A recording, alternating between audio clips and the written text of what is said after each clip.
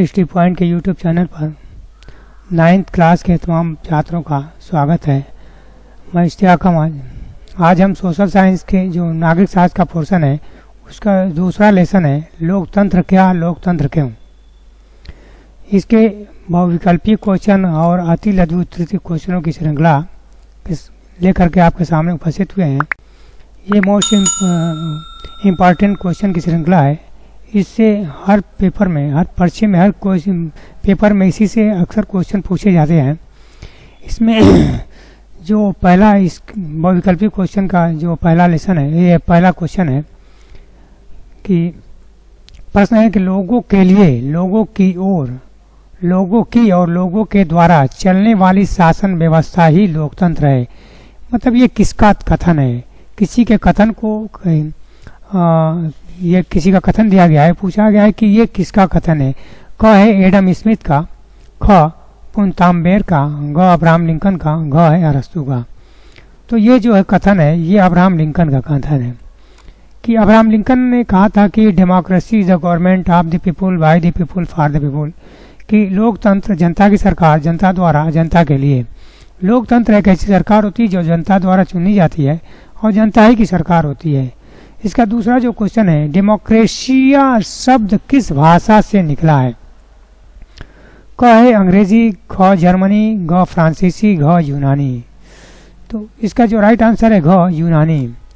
तो ये डेमोक्रेशिया यूनानी भाषा के डेमोक्रेशिया शब्द से डेमोक्रेसी बना है। तो ये यूनानी भाषा का शब्द है। क्वेश्चन नंबर 3 है, निम्नलिखित में से किस शासन व्यवस्था के शासकों का चुनाव जनता करती है? क लोकतंत्र, ख सैनिक शासन, ग राजतंत्र, घ तानाशाही। तो इसका जो राइट आंसर है लोकतंत्र। लोकतंत्र में शासकों का चुनाव डायरेक्टली जनता द्वारा किया जाता है। अगला क्वेश्चन नंबर 4 है, लोकतंत्र में अंतिम निर्णय लेने की शक्ति निम्न में से किसके पास होती है? जो आखिरी फैसला होता है वो किसके पास होती है? तो क है राष्ट्रपति के पास, ख जनता द्वारा चुने हुए प्रतिनिधि के पास, घ सेना के जनरल के पास, घ है प्रधानमंत्री के पास। तो जो इसका राइट आंसर है ख जनता द्वारा चुने हुए प्रतिनिधियों के पास अंतिम निर्णय लेने की शक्ति होती है। अगला क्वेश्चन नंबर 5 है, निम्नलिखित में से किस देश की संसद को देश का राष्ट्रपति नियुक्त करने का अधिकार होता है? तो क है अमेरिका, ख चीन, ग भारत और घ है ब्रिटेन। तो जो इसका राइट आंसर है ग भारत। भारत में जो संसद को अधिकार होता है राष्ट्रपति का चुनाव करने का। अगला क्वेश्चन नंबर 6 है, निम्नलिखित में से किस देश में आज भी महिलाओं को मत देने का अधिकार नहीं है? तो क है सऊदी अरब, ख ईरान, ग पाकिस्तान, घ बांग्लादेश। तो इसका जो राइट आंसर है क सऊदी अरब। सऊदी अरब में आज भी महिलाओं को वोट देने का अधिकार नहीं है। अगला क्वेश्चन नंबर 7 है, निम्नलिखित में से किस देश में सरकारी विरोधों, प्रदर्शनों और आंदोलनों को गैर सरकारी घोषित कर दिया गया है? तो क है पाकिस्तान में, ख नेपाल में, घ घाना में और घ है जिम्बाब्वे में।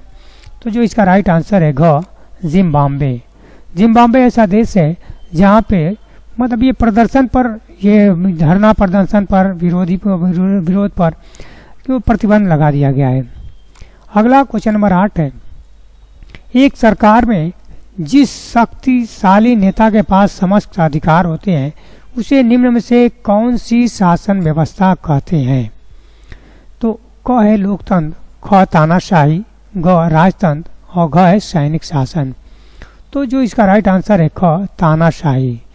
मतलब किसी के एक के पास शक्ति का होना ये तानाशाही कहलाती है। वो किसी एक नेता है जिसके पास जो मतलब ये कि समस्त शक्तियाँ उसी में नहीं हुई तो उसी के कही हुई बात कानून होती है, तो समझो कि तानाशाही उसको कहा जाता है। तो इसका राइट आंसर है तानाशाही।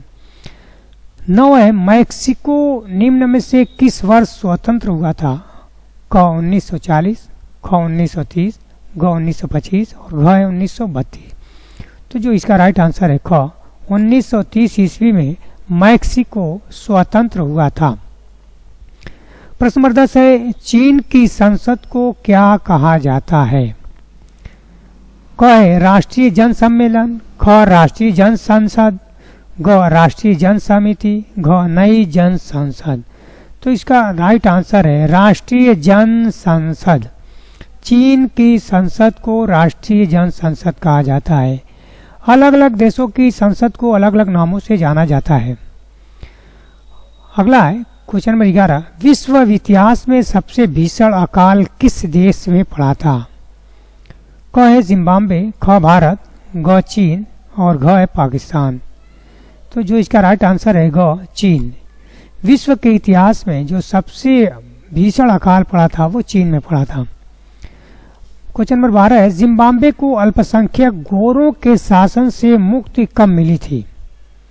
क है 1979, ख 1980, ग 1985 और घ 1948। तो जो इसका राइट आंसर है ख 1980 में अल्पसंख्यक गोरों के शासन से जिम्बाब्वे मुक्त हुआ था। अगला क्वेश्चन नंबर 13 है, प्रत्यक्ष लोकतंत्र क्या है? क अमेरिका में, प्रत्यक्ष लोकतंत्र है क अमेरिका में, ख पाकिस्तान में, ग स्विट्जरलैंड में और घ है भारत में। तो इसका जो राइट आंसर है क प्रत्यक्ष लोकतंत्र ये अमेरिका में है, जबकि अप्रत्यक्ष लोकतंत्र भारत में है। प्रश्न नंबर 14 है, लोकतंत्र की सफलता के लिए आवश्यक तत्व है। आवश्यक है, क्या चीज आवश्यक है? क अशिक्षित जनता, ख राजनीतिक उदासीनता, ग सामाजिक असमानता और घ है प्रेस की स्वतंत्रता। तो लोकतंत्र की सफलता के लिए प्रेस की स्वतंत्रता महत्वपूर्ण भूमिका निभाती है। अगला क्वेश्चन नंबर 15, लोकतंत्र में शासन की अंतः शक्ति किसमें निहित होती है? क संसद में, ख जनता में, ग मंत्रिपरिषद में, घ संविधान में। तो इसका जो राइट आंसर है जनता में। तो लोकतंत्र में शासन की जो शक्तियां होती है वह जनता में निहित होती है। अगला क्वेश्चन नंबर 16 है, निम्नलिखित में से कौन नेता लोकतंत्र का विरोधी था? क जवाहरलाल नेहरू, ख हिटलर, ग इंदिरा गांधी और घ है सरदार पटेल। तो जो इसका राइट आंसर है ख हिटलर। हिटलर जो था ये लोकतंत्र का विरोधी था। ये चूंकि ये तानाशाह था इसलिए ये लोकतंत्र नहीं चाहता था। ये है अति लघु उत्तरीय प्रश्न। अब इसके बाद है लघु उत्तरीय प्रश्न श्रृंखला और लघु उत्तरीय प्रश्नों में यह पहला क्वेश्चन है, लोकतंत्र की एक सरल परिभाषा लिखी है। तो इसका आंसर है, लोकतंत्र शासन का एक ऐसा रूप है जिसमें शासकों का चुनाव जनता द्वारा चुना किया जाता है। तो लोकतंत्र की सरल परिभाषा यही है कि जनता, लोकतंत्र में जनता ही सर्वे सर्वा होती है, जनता ही लोकतंत्र में मालिक होती है और जनता ही जिसको चाहती है, जिसका चाहती है चुनती है और जिसको चाहती है वो पद से हटा देती है। अगला क्वेश्चन नंबर 2 है, चीन को अलोकतांत्रिक देश क्यों कहेंगे? उत्तर है, चीन के राष्ट्रपति की नियुक्ति संसद करती है, उसे जनता द्वारा निर्वाचित नहीं किया जाता, अतः चीन एक अलोकतांत्रिक देश है। तो अलोकतांत्रिक है क्योंकि यहाँ पे चीन में लोकतंत्र नहीं है, वो चीन में जितनी भी शक्तियां हैं सब राष्ट्रपति के हाथों में निहित है। अगला क्वेश्चन नंबर 3 है, मैक्सिको एक अलोकतांत्रिक देश है क्यों है? मतलब कारण पूछ रहा है कि भाई क्यों मैक्सिको एक अलोकतांत्रिक देश है। उत्तर है, मैक्सिको में चुनाव में सत्ताधारी पार्टी के अतिरिक्त विपक्षी दल भाग नहीं ले सकते, अतः यह एक अलोकतांत्रिक दल है। मतलब लोकतंत्र में जो चाहे इलेक्शन लड़ सकता है और जो मतलब ये कि अलोकतांत्रिक देश होता है वो उनके वहाँ पे जो चाहता है वो इलेक्शन नहीं लड़ सकता, इसलिए ये मैक्सिको है ये अलोकतांत्रिक देश है। क्वेश्चन नंबर 4 है, लोकतंत्र में चुनाव किस प्रकार के होने चाहिए? उत्तर है, लोकतंत्र में चुनाव नियमित, निष्पक्ष और स्वतंत्र होने चाहिए। मतलब चुनाव एकदम नियम से हो और निष्पक्ष हो, स्वतंत्र और निष्पक्ष होने चाहिए। अगला क्वेश्चन नंबर 5 है, जिम्बाब्वे में चुनाव नियमित रूप से होते हैं फिर भी उसे लोकतांत्रिक देश नहीं कह सकते, क्यों? उत्तर है, जिम्बाब्वे में नियमित रूप से होने वाले चुनाव भ्रष्ट तरीकों से सत्ता दल द्वारा जीते जाते हैं, अतः यह एक लोकतांत्रिक देश नहीं है। मतलब ये है कि वहाँ पे जिसका शासन होता है वो हर विभाग में अपने लोगों को बैठा देता है, उस जितनी मशीनरियाँ होती है सबको अपने फेवर में कर लेता है, जिसके कारण जब भी चुनाव होते हैं और वहाँ भ्रष्टाचार ज़्यादा होता है, जहाँ जब भी चुनाव होते हैं उसी के आदमी ही वो उसमें ज़्यादा भागीदारी होते हैं और वो भ्रष्ट तरीके से वहाँ उनका चुनाव करते हैं। अगला क्वेश्चन नंबर 6 है, विश्व के सभी देश लोकतांत्रिक शासन प्रणाली अपनाना क्यों चाहते हैं? उत्तर है, लोकतांत्रिक शासन प्रणाली सर्वश्रेष्ठ शासन प्रणाली होने के कारण विश्व के सभी देश इसे अपनाना चाहते हैं।